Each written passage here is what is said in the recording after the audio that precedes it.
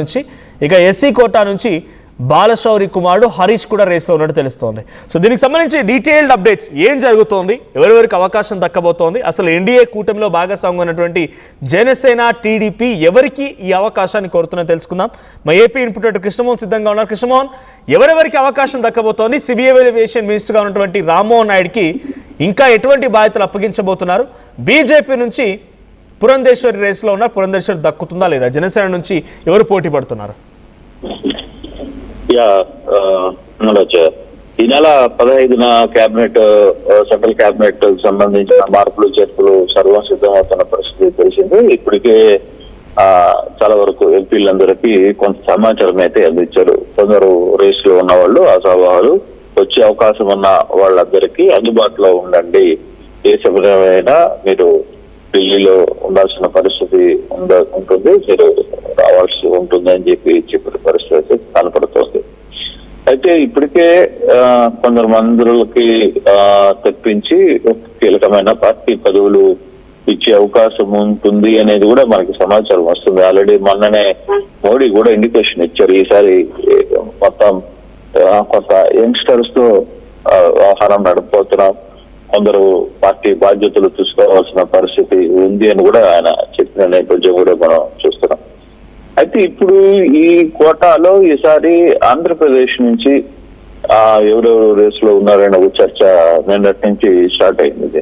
అసలుకి ఎవరికి వచ్చే అవకాశం ఉంది ఏంటి మరి ఇప్పటికే ఇద్దరు మంత్రులు ఉన్నారు, ఒక సహాయక మంత్రి కూడా ఆంధ్రప్రదేశ్ నుంచి ఉన్న పరిస్థితి. ఒకటి బ్రహ్మసాని, తర్వాత రామ్మోహన్ నాయుడు ఇద్దరు మంత్రులుగా కొనసాగుతున్నారు.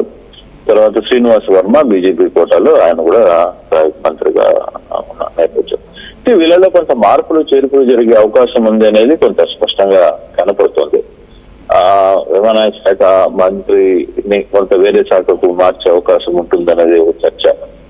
అయితే ఇప్పుడు ఎన్డీఏ కూటమికి సంబంధించిన ఈక్వేషన్స్ లో జనసేన ఒక మంత్రి పదవి గట్టిగా కోరుకుంటుంది. మొన్న కూడా ఢిల్లీకి వెళ్ళినప్పుడు కూడా ఆ సబ్జెక్టు మాట్లాడారు అనేది చాలా స్పష్టంగా తెలుస్తోంది. మరోవైపు బీజేపీ నుంచి కూడా కొంత సవాలు కనపడుతున్నారు. At the same time TDP నుంచి కూడా కొంత సవాలు ఉన్నప్పటికీ, కానీ ఇప్పటికే 2 మంత్రి పదవులు టీడీపీ నుంచి ఉన్నాయి కాబట్టి బాలయోగి కుమారుడు మహేష్ కి డిప్యూటీ స్పీకర్ ఎస్సీ కోటా కింద వచ్చే అవకాశం ఉంది అనేది కొంత వినపడుతుంది, కొంత చర్చ వినపడుతుంది.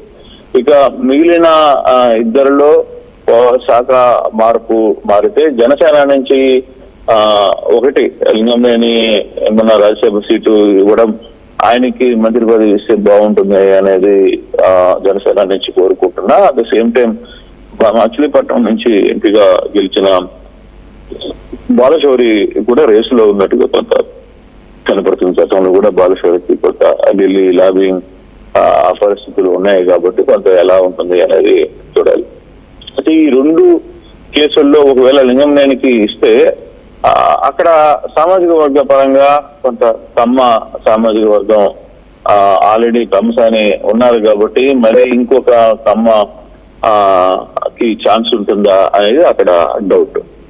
మరోవైపు కాపు సామాజిక వర్గం సంబంధించిన బాలశౌరికి సంబంధించిన వ్యవహారంలో ఎలా ఉండబోతుంది, దానికి పవన్ కళ్యాణ్ ఇంట్రెస్ట్ గా ఉన్నారా లేదా అనేది. అయితే ఫైనల్ గా జనసేన నుంచి ఎవరికి ఇవ్వాలి అనేది పవన్ కళ్యాణ్ ఎవరు చెప్తే వాళ్ళ పేర్లకి క్లారిటీ అయ్యే అవకాశం అయితే ఉంటుంది. బీజేపీ నుంచి పురంధేశ్వరి కూడా ఆమె మంత్రి పదవి కోసం రేసులో ఉన్నారు గట్టిగా. ఆమె కూడా తనకున్న పాత పరిచయాలు గతంలో కూడా చేసిన ఎక్స్పీరియన్స్ ఉంది కాబట్టి తనకున్న ఆ పరిచయాల్ని ఆమె వాడుకుంటున్నారు అనేది కొంత చర్చ అయితే కనబడుతున్న పరిస్థితి. కానీ ఏదేమైనా రేపటికి, ఈ రోజు రాత్రికో రేపటి లోపల కొంత పూర్తి సమాచారం ఏపీ నుంచి ఏ అవకాశాలు ఉన్నాయి, ఏంటి, ఎవరెవరికి ఉంటాయి అసలుకి. అయితే ఇప్పుడు కొత్త చర్చ ఏంటంటే ఢిల్లీ పరిస్థితుల్లో ఎప్పుడైతే అంటే రేపు నెక్స్ట్ త్వరగా జరగబోయే ఎన్నికలు, కొన్ని రాష్ట్రాల్లో ఎన్నికలు ఉన్నాయి కదా, వాళ్ళకి ముందు ఇంపార్టెన్స్ ఇస్తారు. ఇప్పుడు ఆంధ్రప్రదేశ్ కి సంబంధించి ఇంత త్వరగా ఇప్పుడు ఏం లేవు కాబట్టి మార్పులు జరిపిన జరిగినా 1-2 చెప్తే పెద్దగా జరగబోవు అనేది ఉద్దేశం. సెంట్రల్ లో కొంత నెక్స్ట్ ఎన్నికలు జరగబోతున్న రాష్ట్రాలకి కొంత ఎక్కువ ప్రాధాన్యత ఉంటుంది అనేది కొంత మనకి కనబడుతున్న పరిస్థితి. బట్ ఏదేమైనా ఓవరాల్ దీంట్లో మార్పులు చేర్పులు అయితే కొంచెం 4 సీనియర్లు చాలా మందికి ఈసారి పదవులు ఉండవు.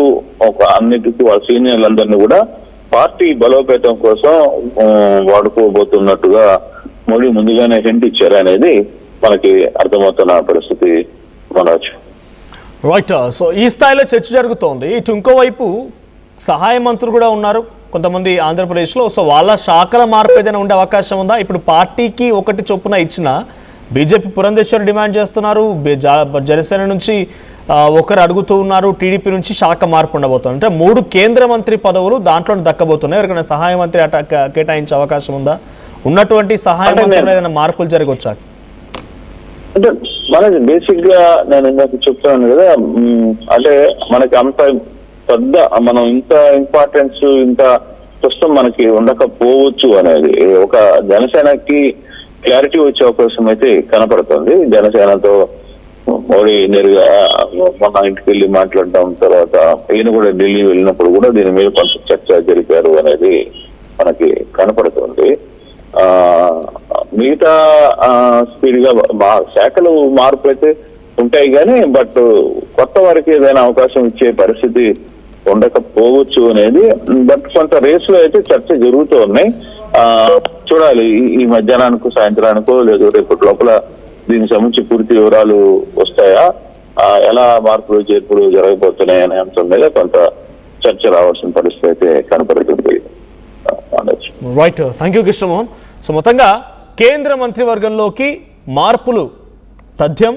15వ తేదీన ఈ మార్పులు ఉండబోతున్నాయి. ఇప్పటికే అన్ని రకాలుగా సమాచారం అందించారు ఆయా శాఖలకు సంబంధించినటువంటి వారికి అందరికీ కూడా. ఎవరైతే కేంద్ర మంత్రులుగా బాధ్యతలు తీసుకోవాలనుకుంటున్నారో, లేకుంటే కొత్తగా ఎవరికైతే అలాట్మెంట్ ఉంటుందో ఆ రకంగా అందరూ కూడా అలర్ట్ చేసి ఆల్రెడీ ఫోన్ ద్వారా సమాచారం అందించారు. 15వ తేదీన ఈ కేంద్ర కేబినెట్ సమూల ప్రక్షాళన ఉండబోతోంది. అయితే ప్రస్తుతం civil aviation minister Rammohan Naidu శాఖ మార్పు ఉండే అవకాశం ఉంది. పురంధేశ్వరి తనకు కావాలని చెప్పి డిమాండ్ చేస్తున్నారు.